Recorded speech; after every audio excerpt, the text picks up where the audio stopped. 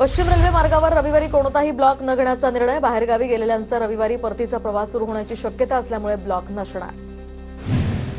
तर मुंबई महापालिकेकडून शहरात स्वच्छता मोहीम राबवण्यास सुरुवात. शहरातील लहान मोठे रस्ते, शासकीय महापालिका आणि खासगी रुग्णालय परिसर, रस्ते दुभाजकांची स्वच्छता होणार. 17 ते 22 मार्च दरम्यान मुंबईमध्ये स्वच्छता मोहीम.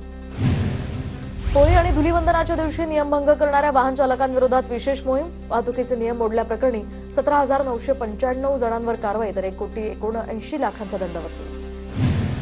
मुंबईकरांची धुळवड आनंदात साजरी. मात्र धुळवड साजरी करताना विविध ठिकाणी 52 जण जखमी.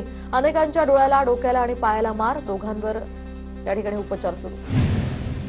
मुंबईतील तापमानात चढउतार, तर किमान तापमानात वाढ. तर गेल्या 1 ते 2 दिवसांपासून कमाल तापमान मात्र स्थिर.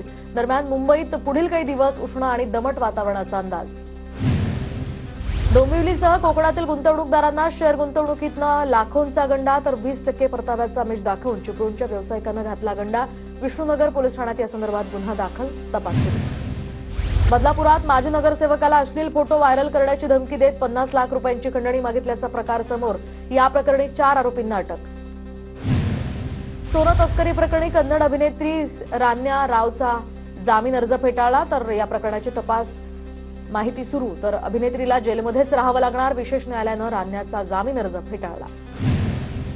देशातील गेल्या वर्षात 60 शहरांमध्ये 6,81,138 घरांची विक्री. 2023च्या तुलनेत ही वाढ 23%. मात्र मोठ्या शहरात रिक्त घरांची संख्या 80%.